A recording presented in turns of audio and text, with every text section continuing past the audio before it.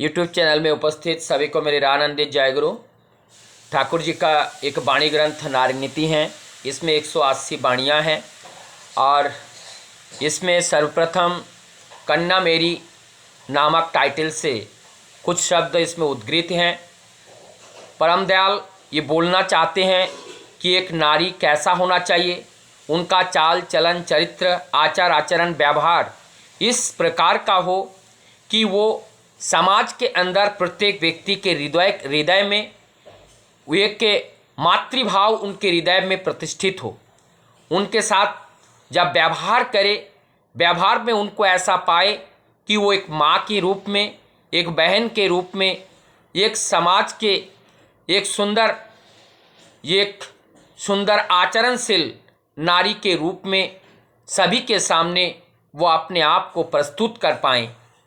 और ये जब मातृभाव हृदय में उत्पन्न होता है तब उसमें एक प्रेम, एक भक्ति का भी उद्भव होता है।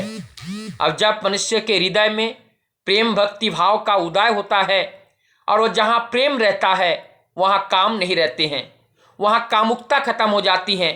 जब ये पुरुष के अंदर जब ये प्रेम भाव का प्रबलता होती है, काम भाव तब दमित होता है, तब नारियों के प्रति उनका एक श्रद्धा भाव उत्पन्न होता है। तो यही कहते हैं परम दयाल कि किस तरीके से ये समाज में नारियों के प्रति एक श्रद्धा भाव हम अपने हृदय में उत्पन्न कर पाएँ। इसी प्रकार से उन्होंने पुरुष के लिए भी ये कहा, हमारे हृदय में जब तक प्रत्येक नारियों को अपनी माता का समान सम्मान जब तक हम नहीं दे पाते हैं तब तक नारियों का मोह दर्शन करना भी निषिद्ध है। क्योंकि हमारा जो प्राचीन सनातनी सभ्यता है और प्राचीन सनातनी सभ्यता में भी यही ज्ञान दिया जाता है, यही बोध के बारे में बताया जाता है कि नारी ही माँ है और ये नारी ये संपूर्ण समाज का उत्थान का ये जड़ है। और जिससे एक पुरुष और नारी ये जो दो जातियां होती हैं, नारी और पुरुष, इसका जन्म एक नारी देती है। इसका मतलब जाति के जननी है ये नारी। और नारी का सम्मान जब जब जहाँ जहाँ पे नारी का सम्मान नहीं हुआ वहाँ जागा वो परिवार, वो समाज और वो राष्ट्र वो ध्वंस के पथ पर वो चला गया। इसीलिए परम दयाल श्री ठाकुर नारियों का सम्मान करना, नारी के प्रति श्रद्धा ज्ञापन करना और प्रत्येक नारियों के प्रति वो सम्मान वैसा ही करना है जैसे मैं अपने घर में अपने भगनी के लिए अर्थात बहन के लिए, अपने माताएं के लिए और अपने सामान्य जो भी नारी समाज के लिए हमारा हृदय के अंदर एक प्रेम भक्ति भाव होना चाहिए। और उसी दृष्टि से जब हम नारियों को सम्मान देंगे और तब नारियों से भी हम आशा कर पाएंगे वो भी हमारे समाज में एक सुंदर संतान का जन्म दे।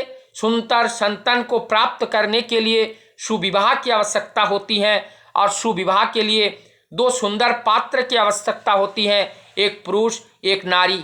जब ये पुरुष और नारी का, सुंदर पुरुष और सुंदर नारी का जब सुंदर विवाह के माध्यम से बंधन होते हैं उसके अंदर से सुसंतान का जन्म होता है। जब तक समाज को सुसंतान प्राप्त नहीं होगा तब तक वो समाज उन्नत नहीं होते हैं।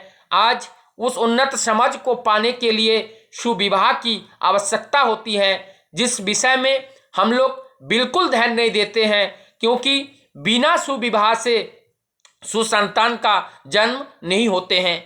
मैं आज का ये हमारा वीडियो है यहीं पे मैं समाप्त करना चाहूँगा और सभी से यही विनती प्रार्थना करूँगा। ये परम पिता का आग्रह है, परम पिता का आह्वान है। ये समाज में प्रत्येक घर घर में ये आह्वान, ये पुकार पहुँचना चाहिए ताकि पुनः हम इस धरा पर स्वर्ग राज्य का स्थापना कर पाए। सबकी मंगल प्रार्थना करते हुए आज मैं सभी से विदा लेता हूँ। जय गुरु।